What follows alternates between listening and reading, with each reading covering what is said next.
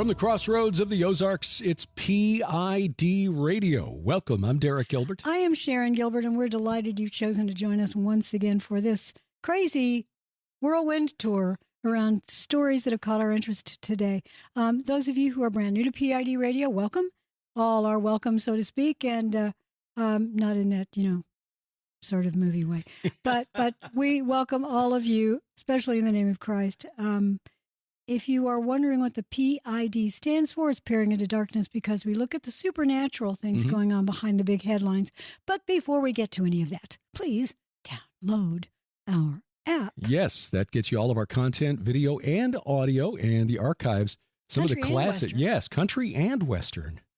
Going back to 2005, we're coming up on 20 years of this podcast. Oh, I feel older by the minute. And we've got podcast episodes in the app going back to 2005. It's available for iOS, Android, and Amazon Kindle Fire phones and tablets. We've also got versions for Roku, Apple TV, and now Fire TV. That's finally available.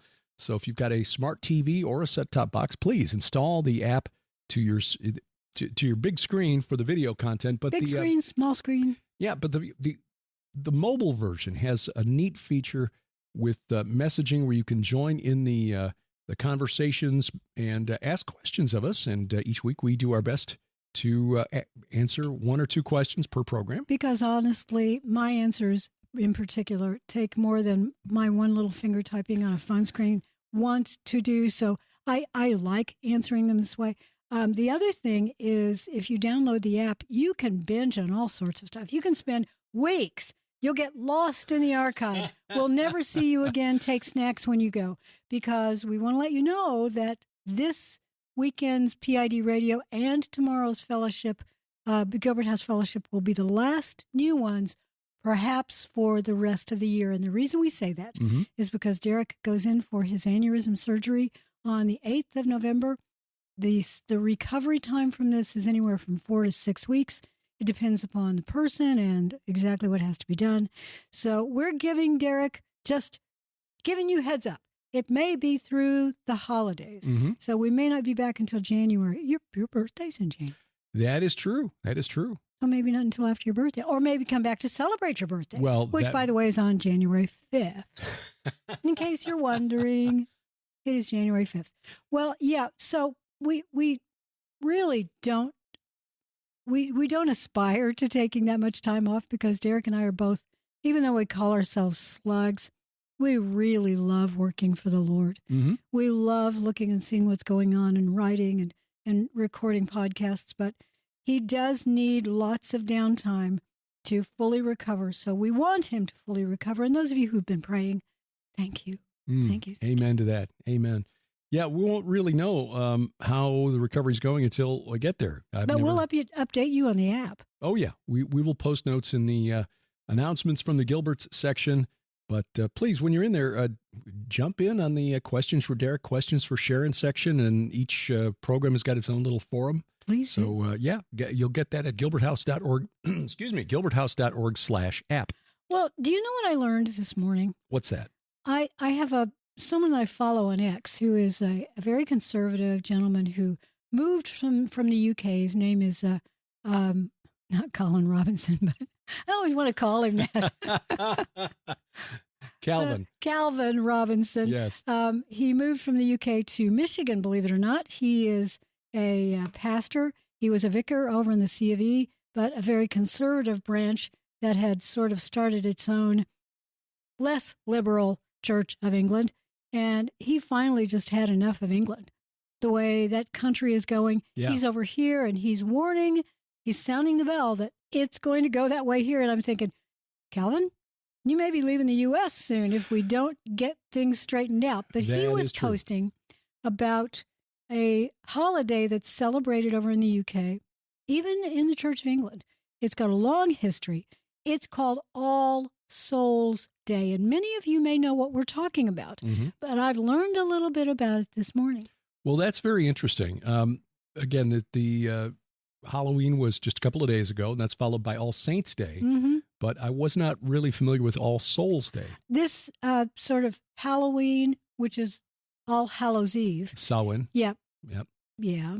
That whole 3-4 day period is sometimes called Solmus or Hallowmas. Uh-huh. Yeah, it's today, being the 2nd of November, is celebrated as Soul Day by many denominations, not only in the West, but also elsewhere in the world, in the East. Orthodox churches. Orthodox, yes, indeed. And it is a day when, and Derek and I don't believe in this, but it's a day when those who follow it with the idea behind its origination, you're praying your loved ones out of purgatory.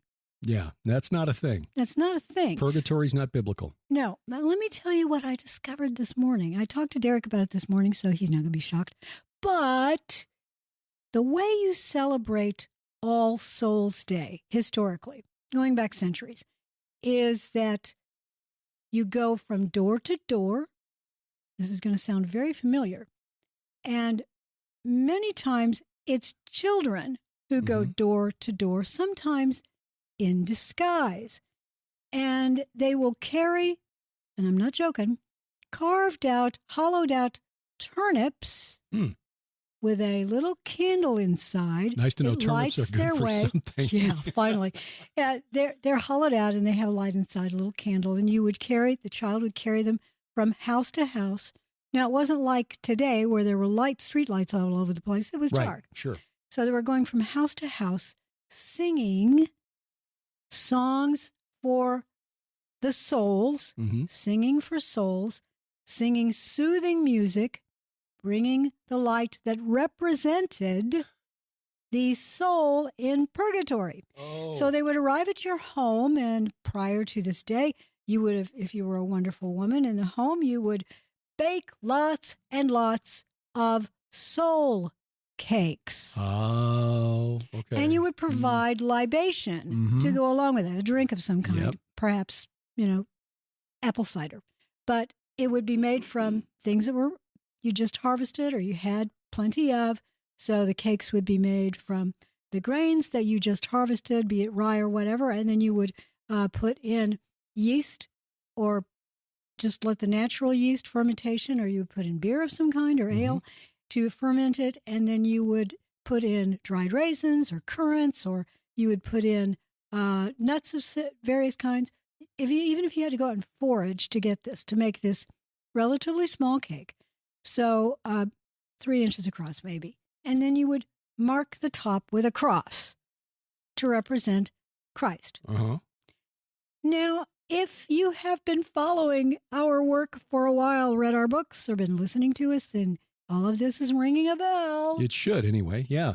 This is very similar to the ancient practice of the Amorites called kispum. Yes. Where you would summon the spirits of your ancestors usually by in the name. Spring or in the fall. Well, there was 1 month a year where there was a special festival for that, and that was usually in the summertime. And I'm forgetting the name of the month in the Babylonian calendar, but there was I think it was Abi, the month of Abi. Fathers. Exactly. Yeah, that word still means the fathers. In Arabic, it's Abu. In Hebrew, it'd be Avi. So the month of the ancestors, where the entire month was devoted to this practice. So Avi Lipkin. Yes, exactly. I know, that's what his name means. Right. So it's a very ancient practice that the Amorites would practice it once a month on the night of no moon, which is the night before the night of the new moon, where you see the first sliver of the moon. Even back, 4,000 years ago, apparently they believed that on the night when there was no moon, the veil between the worlds was thinnest. But the month of Avi, they would have bigger rituals that would, the entire month was, and the same thing was true in the Roman festival calendar. There was a, what was it called? Paternalia? There's a Paternalia. Paternalia was usually around. Fathers. That was around the month of February, if I remember correctly. Judd Burton talked about this recently. Could be especially if it coincides with Feberalia. Yeah. So mid-February. Anyway, the Ides of February, so to speak. But again, the bottom line is this: there was it's Parentalia. Oh, Parentalia. Okay. Yeah. Beginning on 13 February. So 9-day festival held in honor of the family ancestors. It does coincide with Feberalia. Right. bottom line is that this was an ancient practice that moved from Mesopotamia westward to the Greeks and then the Romans.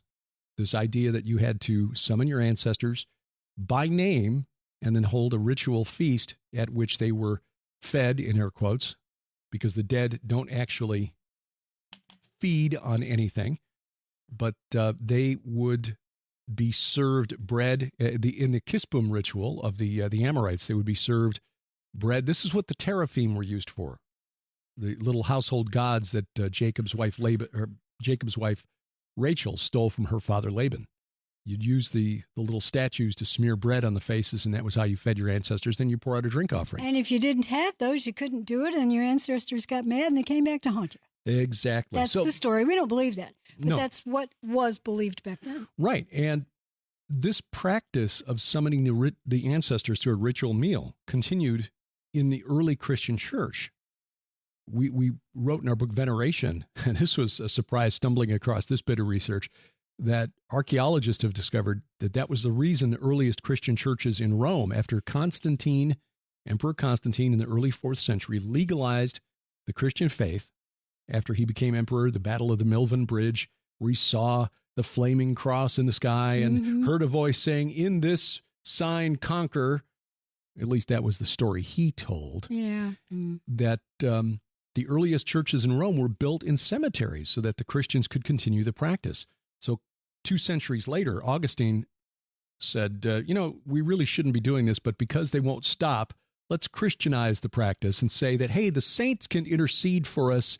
So let's, we can pray to the saints and they can intercede for us. But this practice was just Christianized form of the veneration of the Rephaim, the spirits of the giants destroyed in flood, demons. Yeah, I've said this before, but it really brings a whole new light. And of course, what's in your heart is everything. Right. But when I was a kid and we go to vacation Bible school, most churches have a cemetery right next to a graveyard, right next to the church. And we would take our, cookies and Kool-Aid, and we'd go and sit out on the tombstones, and just I'd sit there because my legs wouldn't touch the ground, so I'd just sit there kicking my little shoes and eating my cookies, my chocolate chip cookies, drinking my grape Kool-Aid, and thinking nothing about it. But that idea in the 19th century, because there were early 19th century, there were no public parks in London, so the Sunday afternoon would be spent in a graveyard. Yeah. Probably outside of town because there weren't that many in town yet. That became a thing later. But you would go and you take your picnic lunch and sit around. Big patch of grass, right? Big patch of grass, exactly. Well, the idea of soul cakes, it was not just going and singing and getting a reward. It sounds like Halloween, doesn't it? And it also sounds a bit like caroling at Christmas. Kind of does. We would do that as kids, and we'd go and we'd sing to the shut-ins, and they'd always give us some candy or cakes or whatever, and a little, something to drink, usually apple cider or milk. But one of the other traditions in England, at least, and I do a lot of this research for the Red Wing Saga, is that adults would accompany the kids, and you could say it's to keep the kids safe. And it may have been, but oftentimes these adults would go, their drink would be a little fermented, and the adults would go in disguise, and they would oftentimes have at least one man who had a horse's skull on his head, and he wore a sheet around his shoulders. Okay. Now, historically in England and in parts of Rome, there was a veneration of Epona. That was the name of a horse goddess. But that also goes back to the Viking invasion when Henge and Hengist, Horsa and Hengist came in. And the Vikings venerated horses as well because there was a lot of strength in horses. And a horse, if you sacrificed a horse, that was a big deal. It was like in the Middle East when you sacrificed a donkey. Right. That was like sacrificing a Cadillac. Yeah. A Cadillac truck. Donkeys were used for the caravans long before camels were domesticated. You made your living as a businessman with that donkey. Right. But if you rode a horse... It was like an F-250. Yeah.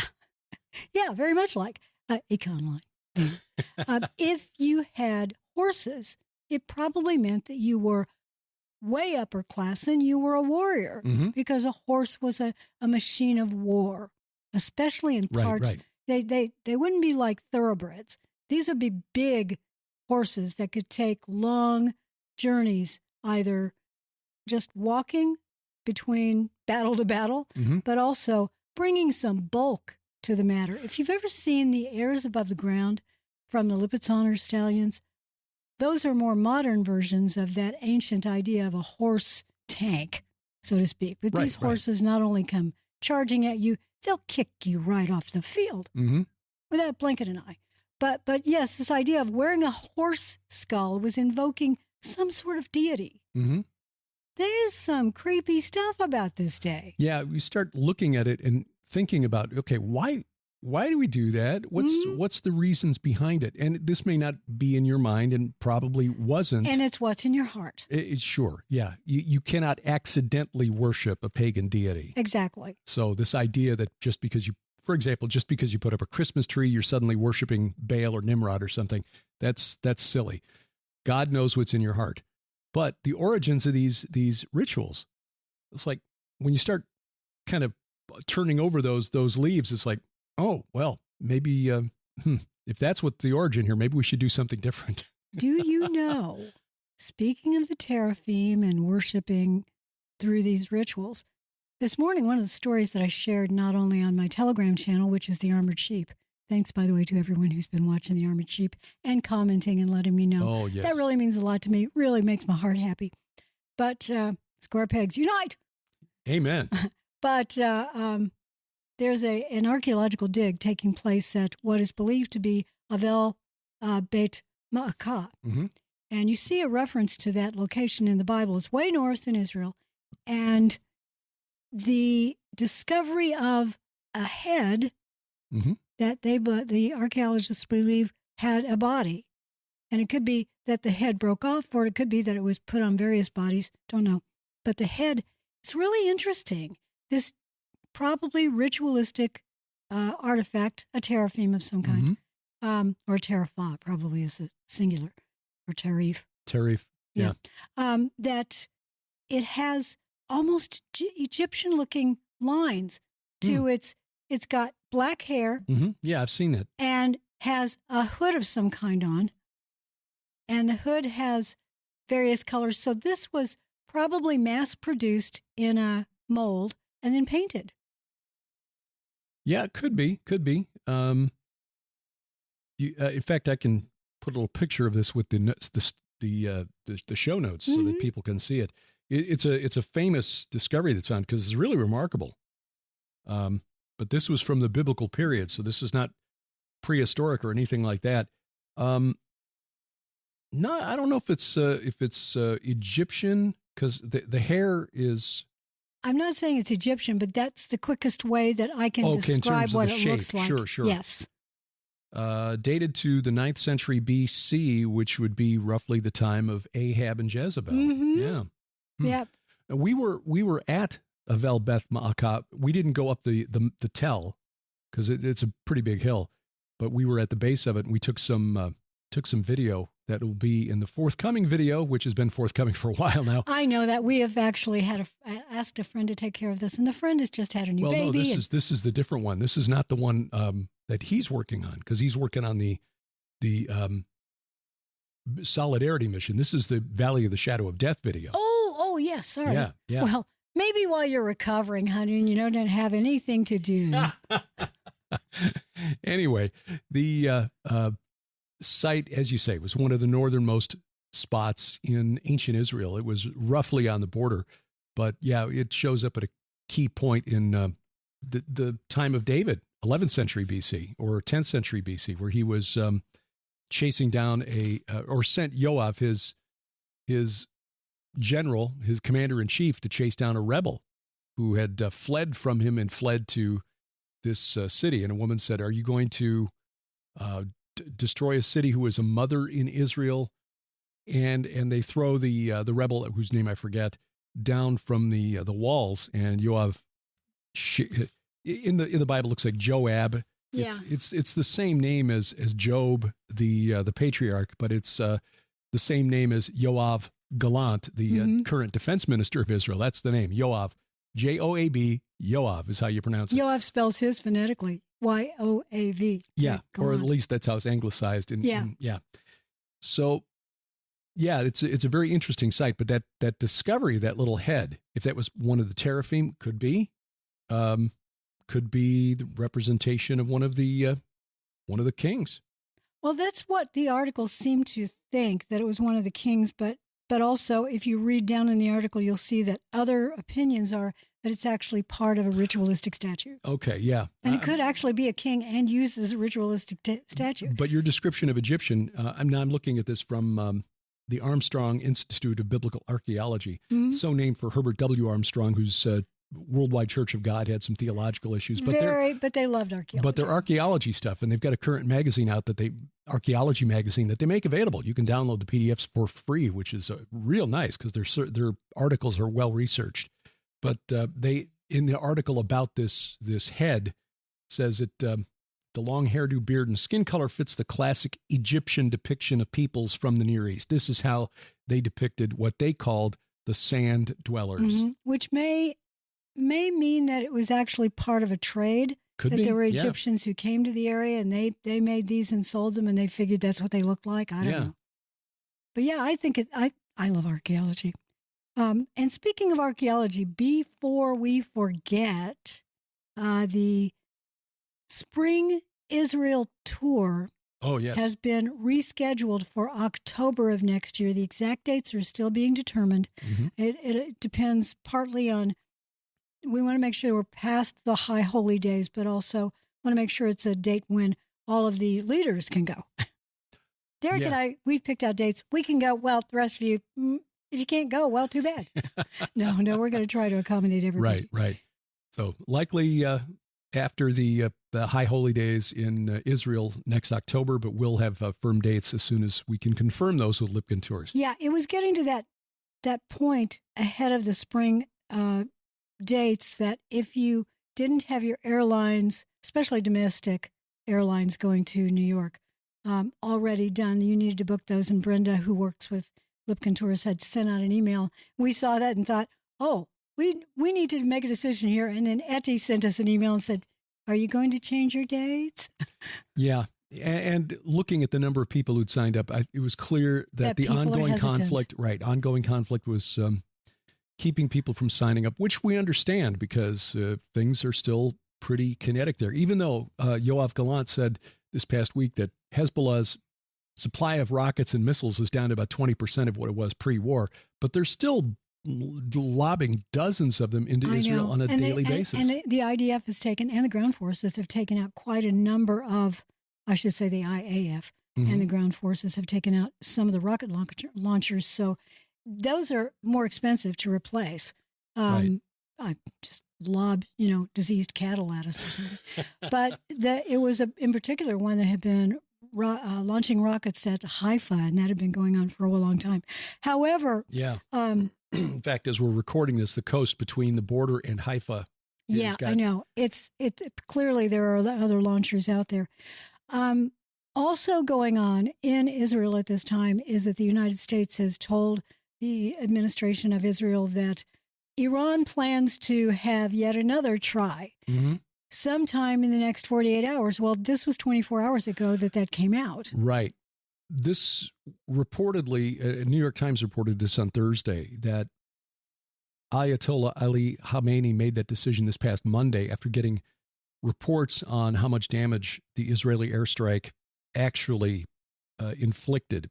The Iranians didn't let on at first as to how much damage the Israelis caused. Apparently, it was a lot more extensive than what they'd let on.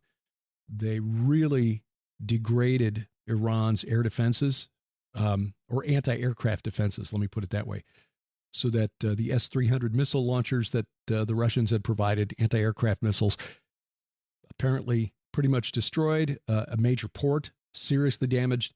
So Iran is now reportedly looking at a pretty severe strike. And Aaron Lipkin reported that it would be within 48 hours. Now, I don't know what his sources are. He's doing. He has very good sources. Yeah. We can't tell you everything that he does, but he's on the inside. Yeah, he's got access to sources that we don't. Mm-hmm. So he was relaying foreign sources that we don't have access to.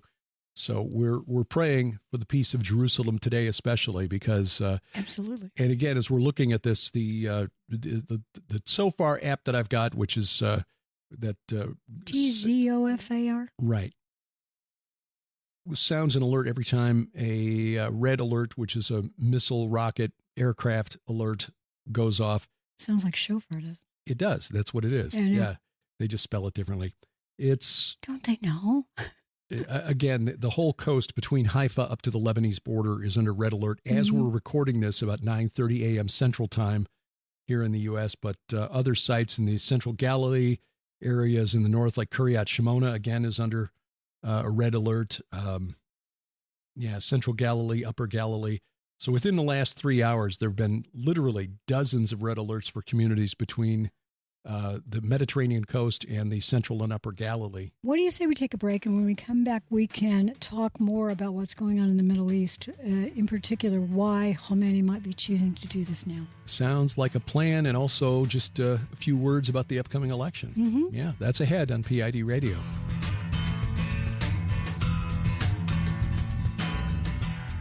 One of the best ways to learn spiritual warfare is through fiction, and we've got a special offer during the month of November at the Gilbert House store. I'm very thankful for that. Thanksgiving. I see what you did.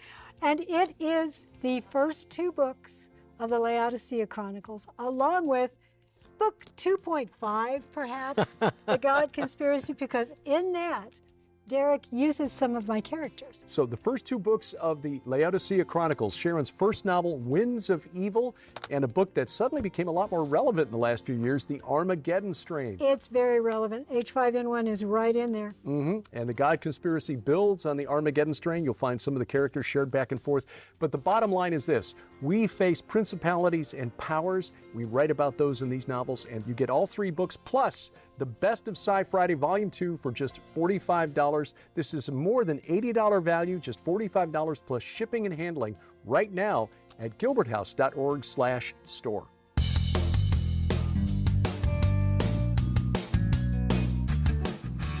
Welcome back to PID Radio. I'm Derek Gilbert. I'm Sharon Gilbert, and of course we're in this wonderful barn that many of you helped build, many of you, because you helped financially, but you also prayed for this barn. And I know you continue to do that. We really appreciate your prayers and your support. Again, we just said we're going to have to change the dates for Israel's tour for next year, but you can go to gilberthouse.org/travel and get all of the information there. All of it. We're just Derek's going in there right now. Did I update? Just confirming that I got the dates right.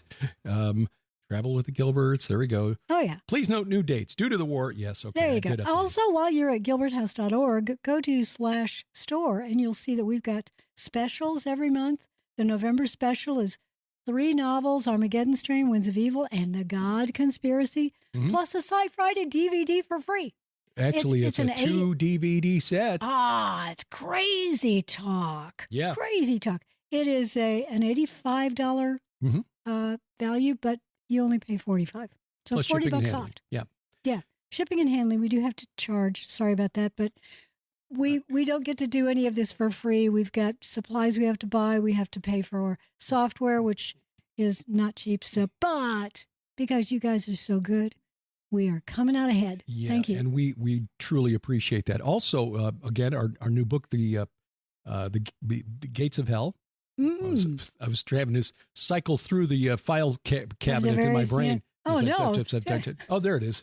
The Gates of Hell is available. And whenever like you order a book, going through. Yes, filing cabinet, it's all on fire. We sign all the books when we send them out. So if that, if you appreciate that, that's fine. And if they're gifts, all we do is sign our names. Yeah. Seriously, it's just God bless name and maybe a Bible verse, but we don't say to so-and-so. So if you're buying this as a gift for someone, which is a great idea this time of year, buy 2.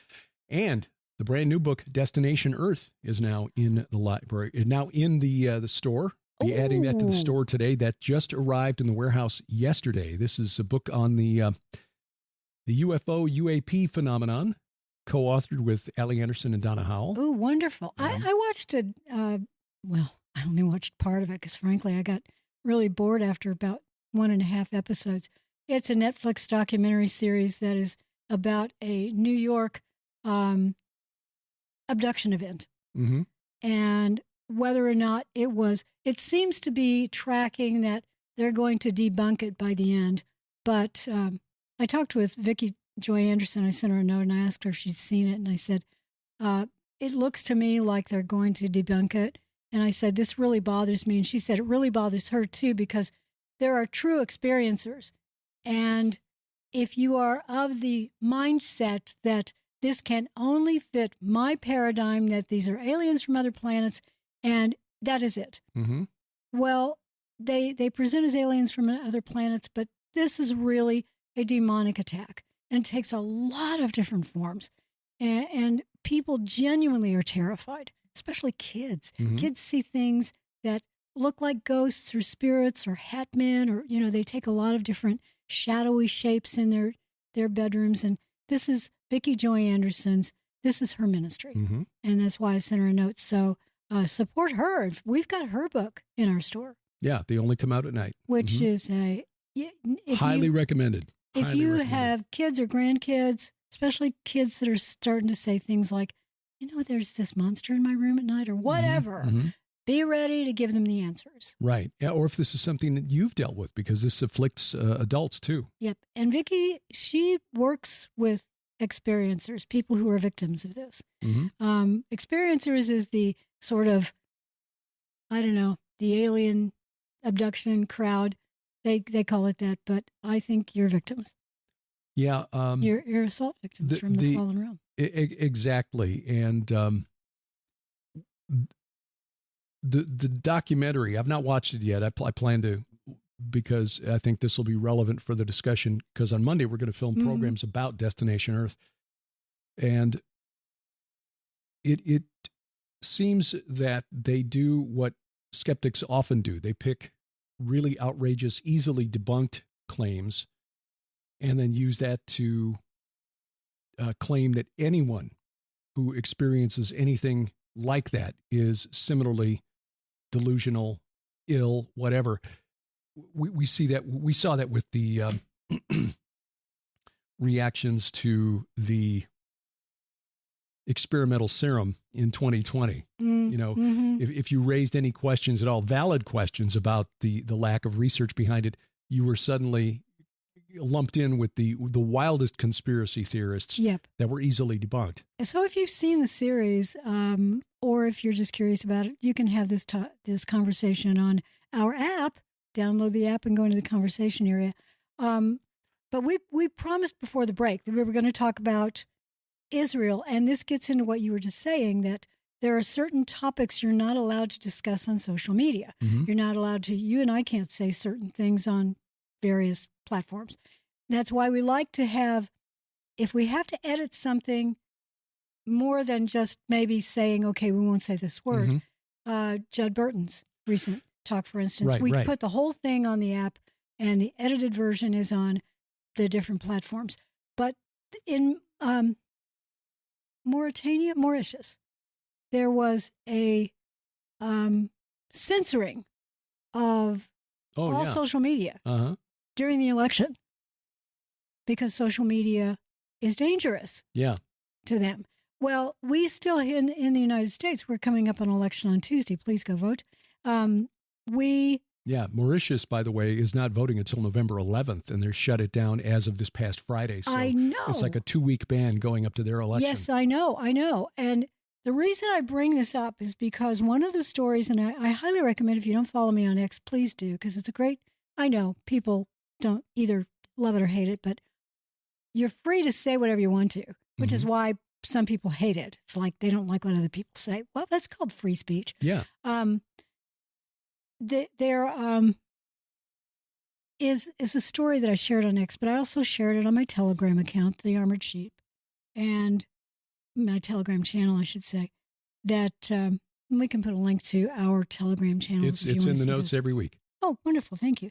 That this story is about a company that began as an awning and construction company many decades ago, and has now become what they call a reconstruction company. In other words, if there's a natural disaster, Belfor, Belfor, Belfor will come in and they will help the locals to clean up and to, recover and get back to what it was before the hurricane or the tornado or the flood or whatever happened. They were interviewed for Fortune magazine. Mm-hmm. And the story about Belfor is that they are ready in case there's a certain kinetic action that takes place among people who disagree post-election. It's interesting. I won't say the words, but remember Lincoln and when he was in president and he had to deal with a certain kinetic action between the North and the South. Well, that's the phrase. That's the word. They're ready for that. So they're suspecting that this may be something that actually happens if elections don't go the right way. Yeah, and in the article it says that this is a company that's always ready for whatever comes, that they were ready prior to 2020 for what happened then, and people just thought they were crazy for stocking up on all of those masks and things. Mm-hmm. The idea that this particular disagreement amongst brothers with, very very kinetic action, that it, how do I put this? There was another story that I shared this morning that I told you about this morning, Derek, that a survey Mm-hmm. says that I think it was 60% of those surveyed said that, oh yeah, they know somebody, if things don't go their way, they're ready and they're going to get kinetic. And these would be people who, they're afraid people who are supporting Donald prejudice. Trump would that's exactly what they're saying. If Trump doesn't win, it will go in this direction. Well, I don't agree with that. And I wonder how many people answered yes. I know someone actually heard or think they know someone. They're making a judgment that maybe some guy that lives down the road or some gal that lives down the road. Look, we live in a very conservative part of the United States. In fact, we're in a state that requires a photo ID. What? We're one of the blue states on that photo ID map. Even here in rural America, where we can't get to a Kinko's to make copies to get that idea. That's what Vice President Harris said. I know. Oh, we figured out how to do it even without Kinko's. Guess what? It's called our voter ID card and our driver's license. Yeah. Crazy idea, isn't it? I know. And you don't have to make a copy of anything. You just show it to them. They scan it, and then you get to go vote. When politicians, and I'm not going to just throw her under the bus here, because we've seen other examples too, like when George H.W. Bush went to a grocery store and was stunned at the scanner. The price of milk. Well, no. What, you mean you just scan it over that device and it? I've forgotten about that. Yeah, I mean this has been ongoing for decades now. You're used to it. They don't have to punch in the totals anymore. They just scanned it, and he was like, "What? What's that?" Can you imagine Prince Harry? Oh no, no. Anyway, when politicians say something like that, it's just a reminder that they live in a completely different world and have no clue how most of us live. That is very true. And depending upon your politics, you may, and I'll put myself in this. I may not totally understand someone who is raised in that environment where they're in a bubble and they never have to worry for the next dollar because they inherited all their money or whatever. I don't relate to that any more than that person relates to me. And to the other extreme, I have trouble relating to someone who is living on the street because I've never had to. Right. And if you see someone who's living on the street, that doesn't mean that person is bad. Oftentimes, many of us are living paycheck to paycheck. Yeah. And if you miss a paycheck, suddenly you're out of your It just takes one unexpected disaster to throw you out. Yeah. Yep. Well, it is become more and more obvious in recent years of that there is a tendency among the political left, people who are ideologically liberal. They'll use the term progressive. It's actually regressive, wanting to return us to the neo-pagan or to a pagan existence that existed prior to the arrival of Jesus on this planet, that they project onto others what they themselves are doing. And I don't know if this is because they're afraid that we've thought of the same things that they have, and are going to do it before they can get to it. The sort of the twisted golden rule: do unto others and do it first before they can do it to you.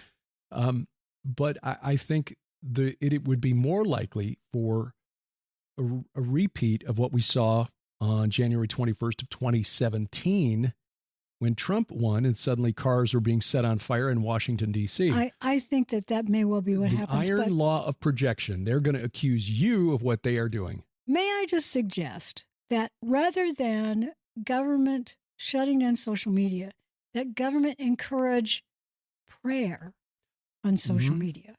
Yeah. Scripture on social media. Yeah. That we bombard the Lord, that we petition the throne over and over and over again for peaceful election. Peaceful transition of power, right. And it's sad because since 2017, the last 8 years, it has now become sort of normal when we look at, I don't remember until 2017. Now, of course, I was a little young to remember the civil unrest of the 1960s. I remember. Yeah. But, and even a little young to remember some of the terrorist bombings that took place in the 70s. Those have sort of faded from the collective memory too. But yeah, there were terrorist bombings taking place here in the U.S. back in the 70s. But Washington, D.C., this was a report in several corporate news outlets yesterday. There are buildings, government buildings, and retail outlets, stores that are boarding up their windows in Washington, D.C. because they're afraid. They're preparing like people in Miami or the Gulf Coast of Texas would prepare for a hurricane. They're boarding up all their windows because they're afraid if the election goes a certain way that things will get really kinetic. And I would suggest it's not, it won't be that way if Harris is declared the winner.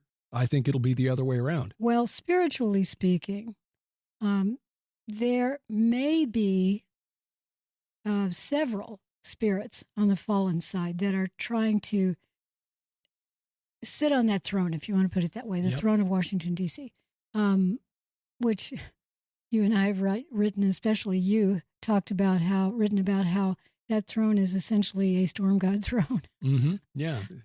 And it's already got an occupant. United States Capitol, named for the temple of Jupiter in Rome, and Jupiter, Zeus, Baal, identified by Jesus as Satan. Yep. So I would love to think that our country is 100% for the Lord, for Christ, but sadly we are not. But please pray as we go into this. And since we are talking about election, Derek and I are going to be doing live election coverage on Tuesday evening. Yeah. Actually, we'll be down at Morningside with the team from the Jim Baker Show, Ricky Baker, Mondo de la Vega, and a number of people are going to be Skyping in. You and I are going to be there. Zach Drew is either going to Skype in or he's going to be there. I didn't. Well, I hope he's there. We haven't seen him in a long time. Me too. I love Zach Drew. He's lost a lot of weight. Yes, he's getting healthy. I know. God bless him. That's a wise thing to do. It isn't, I want to lose weight to look, cool. No, you want to get healthy. I watch his program. Your body will have its favorite weight. Yeah, yeah. And it may not be the one you think is cool to have. You may think you want to have more muscle. You want to have, a skinnier waist or whatever. Your body has its perfect weight. Help your body to find that by eating high-value nutrition food. Right. If you're going to have carbs, and your body needs carbs. Yes, you do. You cannot maintain an Atkins diet, just all protein for very long. Yeah, you can't. A no-carb diet. No-carb diet just does, But make sure they're complex carbs and not simple carbs. Don't load up on chips and stuff. So anyway, but I watched Zach's program. I ate some on my birthday, though. Well, that's okay. Birthday carbs don't count. Birthday cake. Yep. And he made it clear that the reason Zach is losing weight is to be healthy for his kids, and that is the right motivation. He's got the cutest little kids. He does. So speaking of politics and the election, I see that in the UK, the Labour government has brought forth its government in name only. Yeah, brought forth its new budget. Oh my goodness! The new chancellor there, the chancellor of the Exchequer, first woman to hold the position in 900 years of that office. she dropped a bomb that really surprised a lot of people. It's caused the market to just tanks coming. I mean, the value at the FTSE, I think, the FTSE. I think that's sort of Wall Street. Yeah. It is really starting to crash, and there are some value of individual stocks that are starting to go south. It's being called the new, the gal that held Liz Truss. Mm-hmm. It's called her mini budget. Remember that? Yes. When she and Kwame Kwarteng brought forth the mini budget. I honestly don't think it was that budget. I think it was just decided that she needed to get out. They didn't like her. They being whoever was in charge. Right. And therefore the Bank of England said, we're going to re-steer this ship. Yeah. The new government there is, they're calling for taxes being raised by over $50 billion US. That's about 40 billion pounds. And Keir Starmer is saying to the already overworked NHS staff, you're going to have to work more hours. We're going to ask more of you. Over the last 2 years, there have been a lot of protests and work walkouts from the various branches, various peoples within the NHS, the junior doctors, the senior doctors, the nurses, you can name it, and porters, whatever. And they've been striking. So for him to say, Sir Keir, who is steering you? Is his name Lorelli? Question. Thinking it might be. What's interesting, though, is that the media is saying, this is a huge tax increase, but, Brits would say rise. Starmer promised they wouldn't need to raise any more than they said 8 billion pounds is what they were looking at. And they're about $12 billion US. And instead, it's 5 times that is what they brought forward. Yep. You'll notice that he's changed the way he dresses. He used to wear very stylish glasses, and he would have very nice, suits that were bespoke suits, and now he's wearing black T-shirts and a black, blazer and black, trousers of some kind, trying to and look black more, trainers. I don't know what he's trying to look like, but it doesn't improve his look. To me, he looked more powerful the other way. This way, he just looks like he's getting ready to go sing rock and roll somewhere. It diminishes him. Robert Palmer look. Sort of, but I don't think he's going to be PM for long. I think that there will be a reshuffle. Yeah. And he'll be shuffled out. That may well be. And I hope it's not Angela Rayner, because honestly, she's not a lot better. Angela Rayner is scary. Yeah, she is. She just looks like she's out for. Yeah. Yeah. Did you see that Kemi Badenoch is running for the first minister in Scotland? Yeah. That should be really interesting. I think that I've always liked her. Rachel Reeves. That's the name of the chancellor. I was trying to remember her name. I can picture her. Yeah. First labor budget in 14 years, but the first one to be delivered by a woman. But 40 billion pounds, $50 billion US. The first poll from of Britons reacting to this new budget, only 20% believe it will leave the country better off. Huge tax increase. Penny Mordaunt is going to run for mayor of London, which, please, London, please elect her or elect someone who is more conservative. Oh, my goodness. London's businesses, London's shops are closing because there's nobody who can get in. You have to have an electric vehicle to get into most of them. Right. And that includes the buses and the cabs. But also delivery trucks. I mean, delivery trucks can get in there, but you got to pay more. You have to pay. Yeah, it's absolutely. It's like £12 a day. Yeah, and the bottom line is these costs are always passed along to consumers. Okay, it cost us more to bring our, materials in, our food for our restaurant or whatever, the books for our bookstore, whatever. Those cost increases are always passed along to consumers. Exactly. So they can afford them. Right. So when a labor government and labor send a bunch of workers over to campaign for Kamala Harris. Yep. How is this not election interference? It is. Yeah, but the media is not reporting on it mostly. Well, you and I have been. We've been, but, and I've mentioned it on 5 and 10, but the corporate media is, it's okay. It's not, they're just knocking on doors. It's no big deal. Yeah. That's more direct intervention than the Russians ever did that got Trump That's election in so interference. much trouble. Exactly. It is. Look, they want a liberal, high tax, high spend government here in the U.S. to back their play.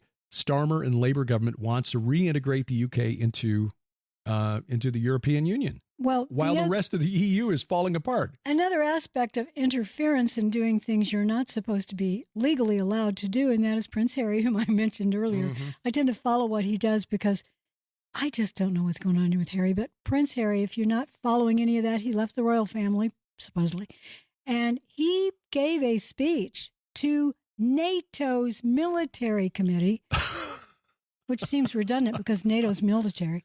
But he gave a speech to them. Now, in the image, the screen cap I saw of the video, the few people that are sitting, listening, quote unquote, to him, look like they're either talking to one another or asleep. Mm-hmm. Harry is not the most energizing speaker in the world, but no, he's part of the royal family. They're supposed to be. It's a constitutional monarchy. He's still in the line of succession, which mm-hmm. means that he's supposed to stay Sturm. He's not allowed to make any comments about geopolitics. Mm-hmm. So why is he addressing NATO? That's a really, really good question. He's also on the Aspen Institute board, which likes to interfere with elections mm-hmm. and take away our free will. Well, again, it's okay when...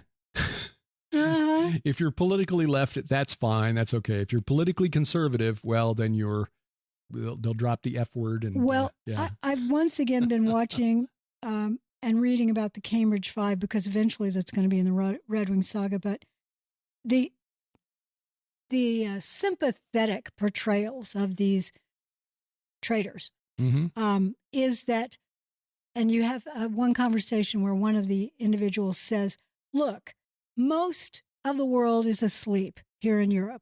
Most in Europe are asleep. Most of our government are asleep. And we see fascism on the rise." Mm-hmm. This is in the 1930s. Fascism on the rise in Germany. And we see communism that's at the time was not even 20 years old mm-hmm. in Russia. And Russia's the only thing standing up against Hitler. That's what the character actually said.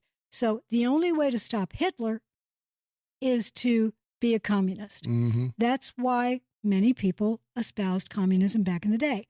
They believed that they were doing a good thing. There were a lot of communists used by Hitler mm-hmm. to bring him to power, and then he moved them off to camps. This idea that you either are far left or far right, and there's no middle ground that has any political value, mm-hmm. that is mistaken. If you look at a bell curve, the two extremes are rare. Most people fall in the middle, and we're not asleep. Right. We simply are libertarians. We want free speech. We want free will. Yeah. We want a choice of a middle ground. Yeah. And the implication in that film in particular was that there is no middle ground. Anything in the middle is asleep. Yeah. No, that's a lie. That is a lie. Yeah. Well, there's a lot of lying going on. Oh, you think so? Yeah, election cycle, we see a lot of that. You know, one of the things I liked about cutting the cable years ago and just going with all streaming services is that we got away from political ads.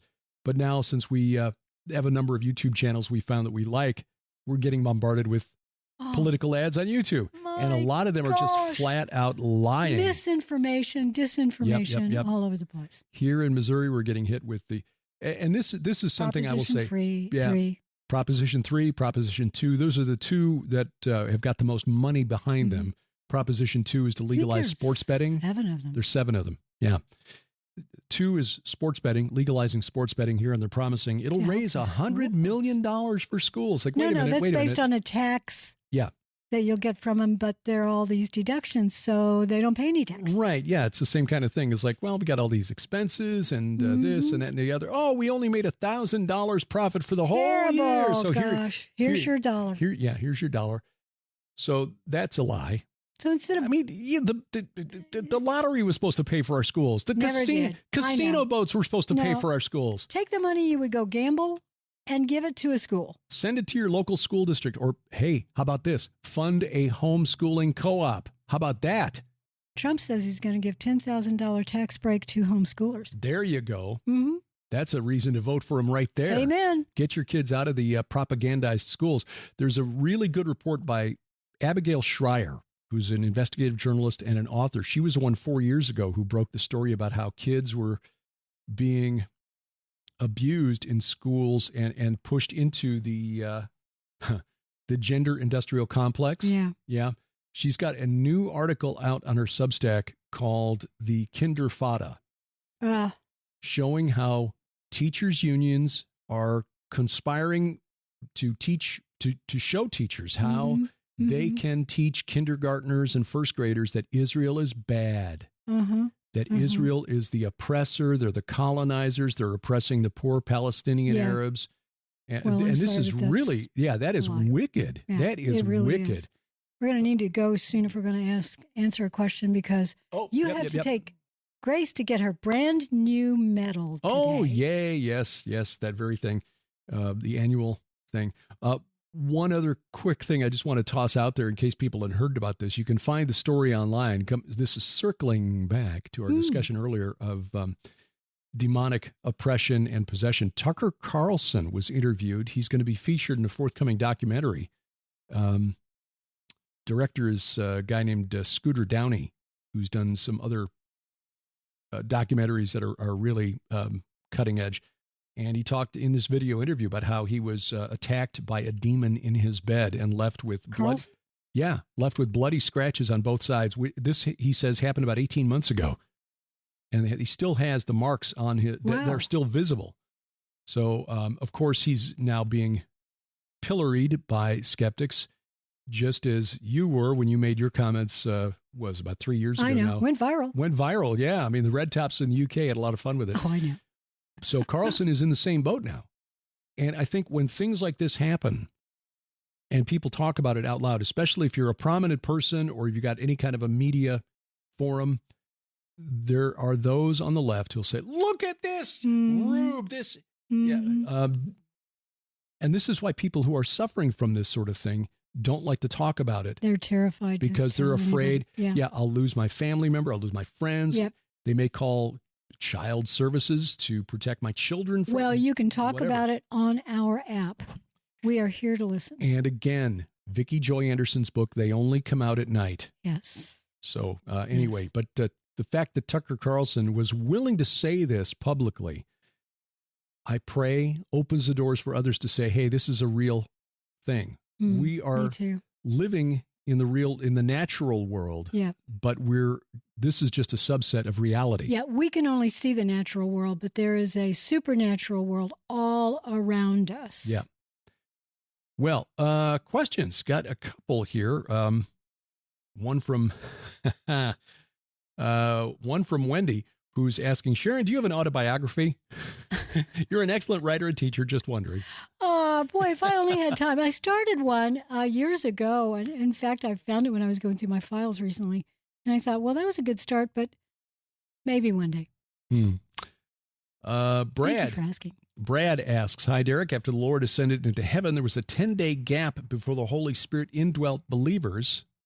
This, what do they call it? Pentecost, 50 days after. Yeah, he ascended on day 40. Right. So 10-day gap. And the church age began. In the near future, the church will ascend into heaven. There will be a gap of time before the Lord descends on the earth. Does the 10-day gap possibly correspond to a 10-year gap between the rapture and second coming? I think that's a great question. In fact, isn't there a 10-day addition when you look at blessed are those who are here, and it's like a 10-day difference in the 3,260 days or whatever it is, the 7-year period in days, and it's an additional, I think, about 10 days. In the book of Daniel, the 2,560 days. Blessed are those who live to, I'll have to go back and forgive me. I don't have it in front of me. Yeah. And I know the dogs are inside in their crate, and I keep thinking for the last 5 minutes, I've got to go let the dogs out. Yeah. Honestly, Brad, don't know the answer to that question. It's a really good observation, a good question. We'll have to address this on Unraveling Revelation. I think we will. And Unraveling Revelation, anything that we produce, including 5 and 10. Now, 5 and 10 will probably start up sooner than, we start up our things. But GHTV, Gilbert House Productions, the podcasts, and I don't know if you're going to do with your VFTB, we'll be putting up the best of. Yeah, classic stuff. Best of, right. To get Derek through the full recovery period. And I would like to see him go right through the holidays. I'm trying to be mama bear for him, and I'm trying to clear the decks so he can really relax. Well, we've got some classic stuff from back going almost 20 years back, so we could certainly pull some great stuff out of the archives and just serve that up. So if you subscribe to the podcast, wherever that is, it's Apple Podcast, YouTube Music, iHeartRadio, Spotify, Spreaker, Pandora, wherever fine podcasts are sold. You'll still get new content once a week, but it will be new old content. Maybe something you've not heard before. From the vault. Especially if you've not heard if you're a recent discoverer of this podcast. Or if you just want to listen to some of the classic stuff, sure. like David Flynn, Tom Horn. Oh, my, yeah. Russ Dizdar. I mean, many great old stuff.